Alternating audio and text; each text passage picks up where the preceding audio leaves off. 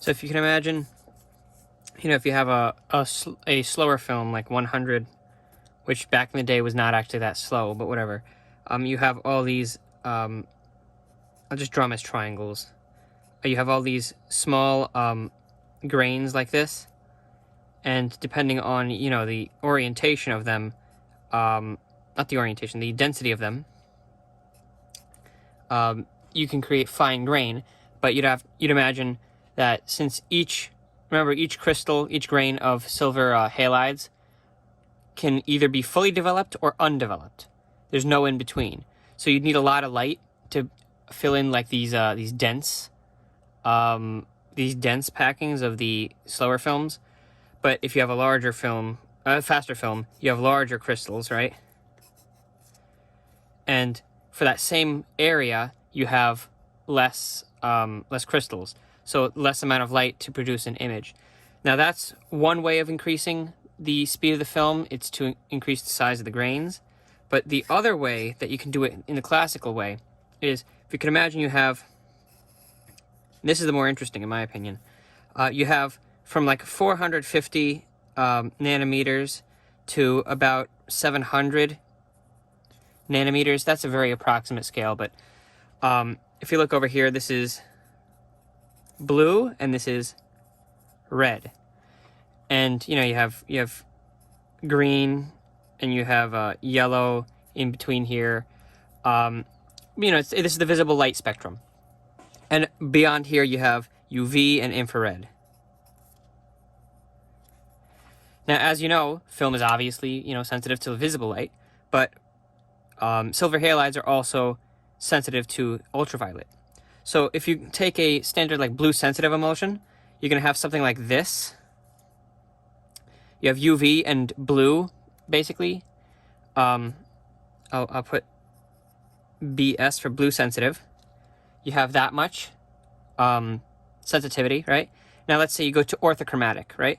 You'll have, actually, you know what? Blue sensitive is more like this.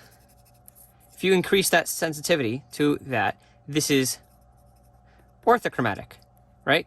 So you have the same blue sensitive emulsion, but you have a little bit further. Ortho means straight in Greek, right? So straight, or proper. Chromatic, which means color, so proper color. So it's a more proper color rendition than blue sensitive, which kind of sounds weird in today's era of panchromatic films, but that's what you had back in the day. Then you have orthopanchromatic, or highly orthochromatic. They mean the same thing. I'll put HO, highly orthochromatic. And that has some green sensitive too, right? So blue sensitive is like classic, like FOMA R5. That's classic industrial X-ray film. And then like dental X-ray film is like the orthochromatic. And then something like AGFA, that's AGFA radiomat there, CPBU. But if you have like CPGU, which is green sensitive in addition, it's like highly orthochromatic. Then you get into the panchromatic era, now you have UV, blue, green, yellow, all the way up to red, right? But the thing is, nowadays, most films actually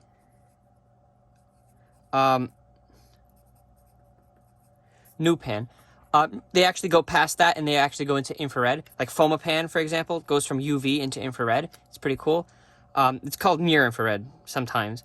But if you can imagine, if this is the complete amount of light that's coming into the camera onto the film, and you're only using this much, like in blue sensitive, you can imagine that's going to be something like 6 ASA, where something like a modern panchromatic film, standard cubic grain, can be something like 800 speed. So you can see by utilizing more of the spectrum, which is done by adding dyes to the emulsion, by using more of the spectrum, you can get more light per the same amount of time. So that's how you can also increase speed. Now, not only is it from grain size, it's also from the spectrum, which is why you can't find any really fast blue sensitive emulsions. They're usually around 6 ASA, which is also the reason why wet plates tend to be 1 ASA. And you can rarely find modern style cubic grain or T grain emulsions that are really slow. They exist, but I mean, they're really rare. So using the combination of these two, that's how you classically increase speed in a film.